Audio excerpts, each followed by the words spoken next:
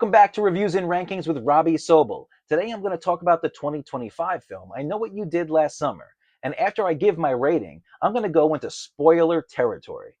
But first, let's take a quick look back to see how we got here with a brief history of the franchise. In the 1990s, the horror genre was going through a downturn, though there were some highlight moments to start the decade, like Candyman, The Silence of the Lambs, and Misery. It wasn't until 1996, with the release of Scream, when the genre got an injection of new life. Acclaimed horror director Wes Craven was given the task of directing the new slasher film that was more in line with the decade. The self-aware Scream was a massive hit, and it was only a matter of time before others would follow in its footsteps. Just 1 year later, a film adaptation of a 1973 novel of the same name was released, I Know What You Did Last Summer.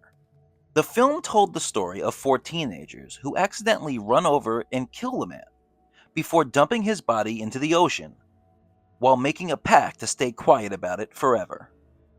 1 year later, the four teenagers are stalked by a mysterious killer who swears that he knows what those kids did last summer. With top stars of the day starring, including Jennifer Love Hewitt, Sarah Michelle Gellar, Freddie Prinze Jr., and Ryan Phillippe, the film was the first and most successful of the Scream-inspired slasher films, and was successful at the box office, making over $125 million on just a $17 million budget. With the success of any good horror film, a sequel was inevitable. I Still Know What You Did Last Summer was released in 1998. Jennifer Love Hewitt and Freddie Prinze Jr. returned, and joined R&B powerhouse of the day in Brandy, as well as comedian Jack Black to help round out the cast. Muse Watson also returned to play the villainous hook-handed fisherman Ben Willis, and the film was released in November of 1998. While not as successful as the original, I Still Know brought in $84 million on a budget of $24 million, despite poor critic and audience reception. In 2006, a direct-to-video third installment was released in the form of I'll Always Know What You Did Last Summer, with no recurring cast members and the story taking a more supernatural turn. I'll Always Know currently stands with a 0% critic score on Rotten Tomatoes, and only a 20% audience score, while gaining a reputation in the horror community as one of the worst sequels to an established franchise in recent memory.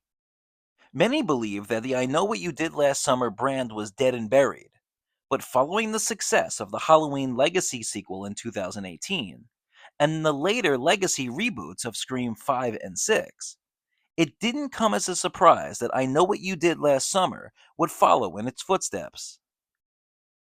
Jennifer Caton Robinson was brought on to direct, with Jennifer Love Hewitt and Freddie Prinze Jr. both taking on legacy roles, and Madeline Klein being cast as the new Final Girl.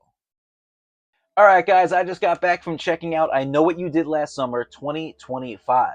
It was directed by Jennifer Caton Robinson and starred Madeline Klein, Lola Tung, with Jennifer Love Hewitt and Freddie Prinze Jr.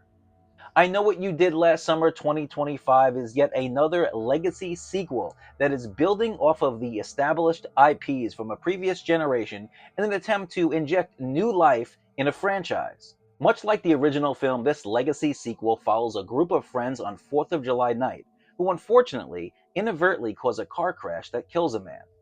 The group make a pact to stay quiet, but just 1 year later, that pact in secret is unraveled in unspeakable horror.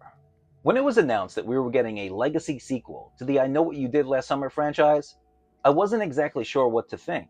The most recent entry was a direct-to-video sequel that most of us would like to forget. But then it was announced that Jennifer Love Hewitt and Freddie Prinze Jr. were both coming back on board. And then they released a trailer, which gave off Tubi original vibes, which lowered my expectations even more. But I have to say, after checking out the movie, I'm pleasantly surprised, even if it's not saying that much. Now, one of the best things I can say about any movie is that I'm never bored, and that's pretty much the case here with I Know What You Did Last Summer 2025. It's a tightly paced 2 hours, and I never found myself looking down at the time. Now, for the first two-thirds of the movie, it felt almost beat for beat like the original film. Of course, there's a few deviations here or there, but at times, it was almost like watching a remake as opposed to watching a sequel. Their characters, for the most part, are pretty much cookie cutter and standard, with only one or two standing out, most notably the character of Danica, played by Madeline Klein. She's a bit silly and a bit goofy at times, but it plays into her character and it stood out in a positive way. Jennifer Love Hewitt and Freddie Prinze Jr. return in legacy roles, and their characters are not overused, but it doesn't feel like they're just a cameo either. I do feel like they had a fine balance between the two, which is difficult to have. If you're trying to build a new cast, you don't want to rely solely on your legacy characters, but at the same time, you don't want to give them too little to do in the first place because you know people are going to come here for nostalgia. Finding that proper balance is important, and for the most part, they did a pretty good job. Now, if you're going to go to a slasher film, one of the top items on your checklist is going to be the kills. And that's where this film kind of runs into a bit of an issue. The kills in this movie are not bad by any means, but they're not over the top and they don't exactly deliver the goods like you would expect them to do.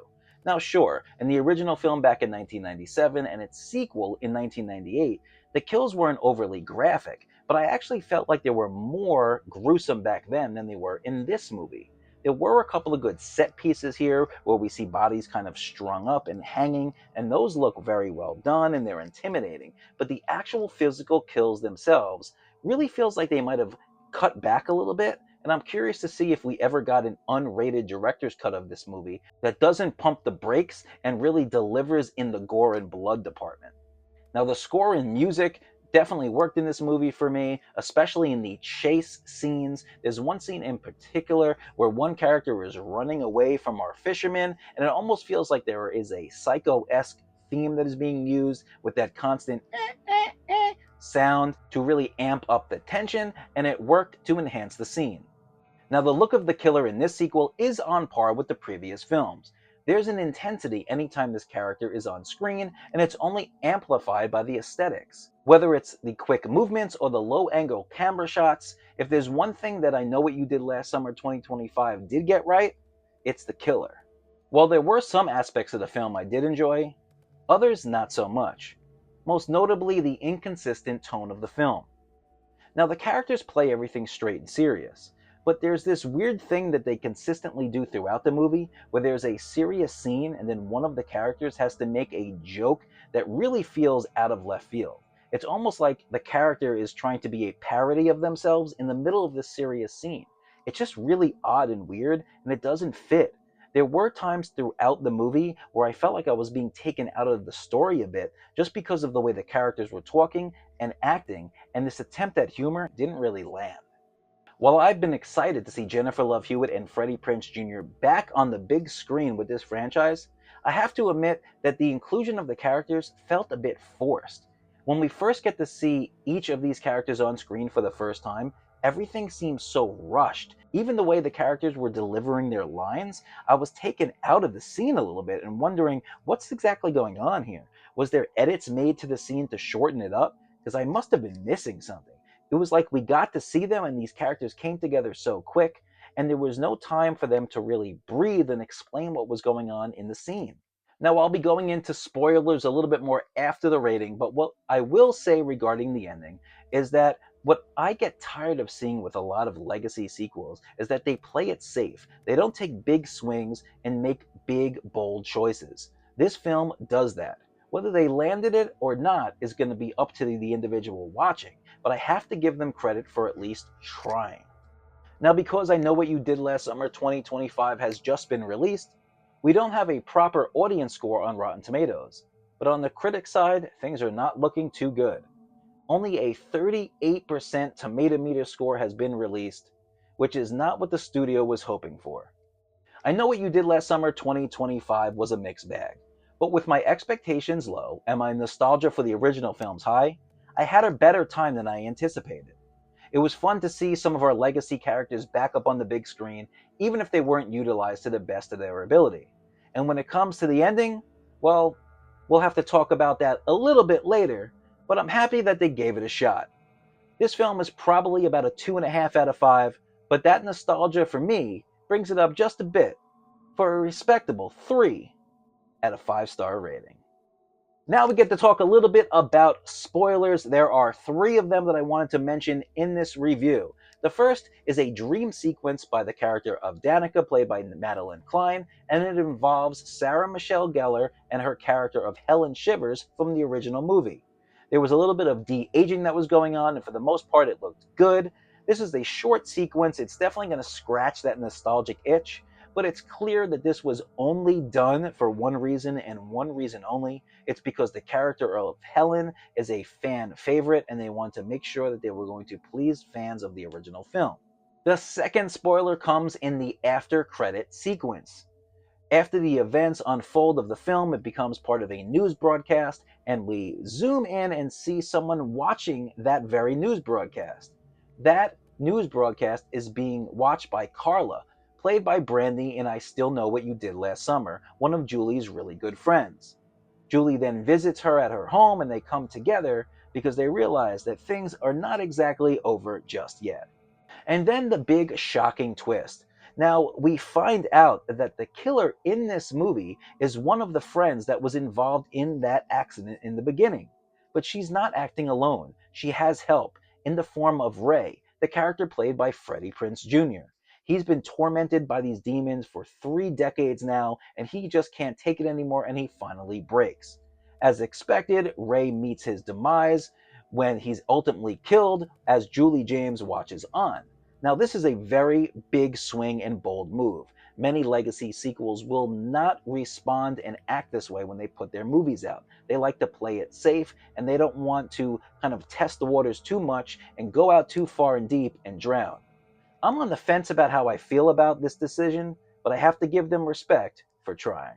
All right, guys, what did you think about I Know What You Did Last Summer 2025? Have you seen it yet? When you do, let me know what you think in the comments below. If you want to continue this discussion, you can do so by clicking on the links for my Letterboxd and my Twitter X account, or you can check out my TikTok where I publish more shorter form content like movie reviews and rankings. But remember, at the end of the day, the most important thing is to keep watching movies.